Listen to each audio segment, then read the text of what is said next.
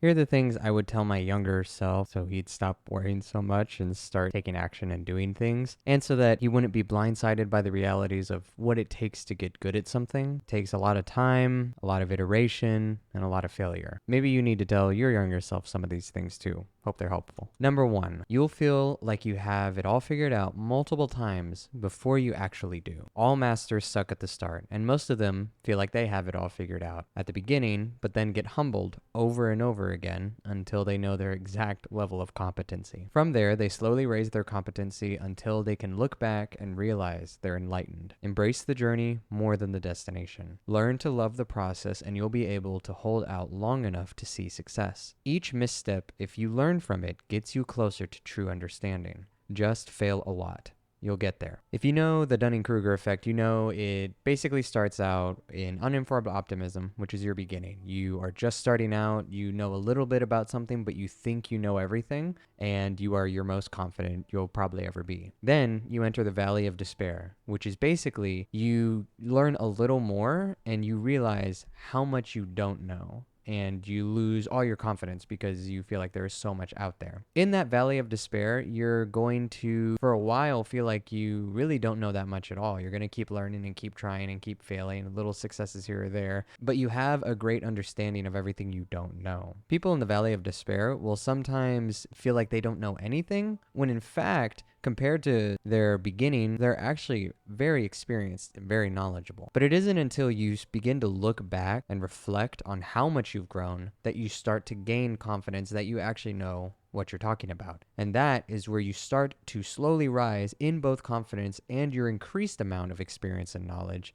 on the road to enlightenment. Enlightenment being an expert who knows they're an expert and is sure of it and proud of it. So you just got to keep trying, even when you realize that you actually don't know much of anything and you really suck. The only way to get better is to keep trying. Eventually, you'll be able to look back and realize that you have grown a lot. Most of the time, you'll end up failing, and that's okay. Spending time preparing and trying to learn everything there is to learn so that you can start without mistakes is the biggest mistake of all. It's first of all impossible, and second of all impractical.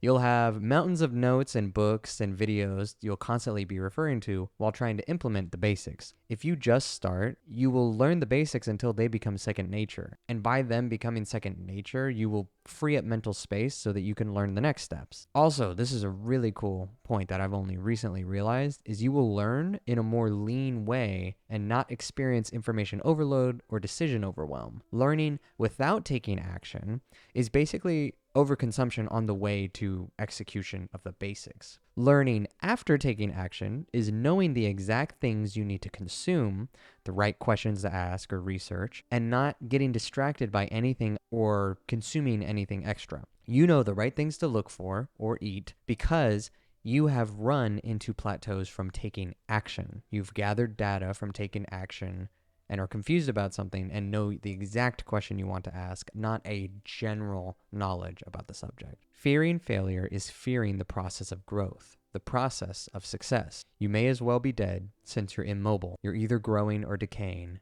Maintenance is a myth. Just fail a lot. You'll get there. Number 3, take away a lesson from every failure. Dwelling on the loss is not helpful, but reviewing and changing your approach after a loss is divine. Do, review, change, and repeat in order until you complete your goal. Learn, adapt, and grow from each experience. Don't be too rigid in the way you want to accomplish something or on the end goal itself. As your understanding evolves, so will your plans and wants and dreams, and therefore your goals. Just fail a lot. You'll get there. Number 4, someday you'll suck so little that you can't fail. With time and persistence, you'll master your craft. Success becomes the norm when you keep pushing forward, when action becomes your default instead of learning over consuming information. Taking action in of itself is a win because so many stay in tutorial hell and don't even take the first step. Just fail a lot.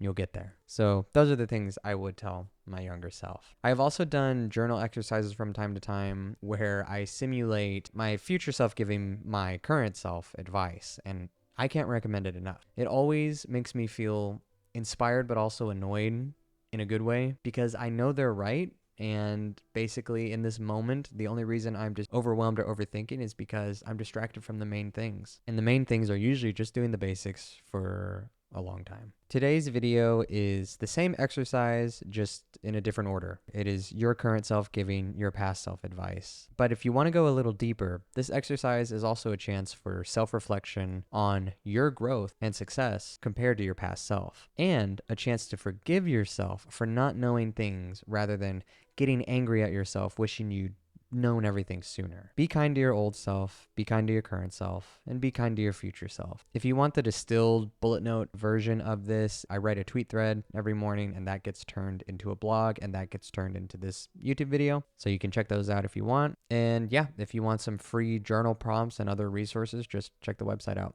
All right, please subscribe. Bye-bye.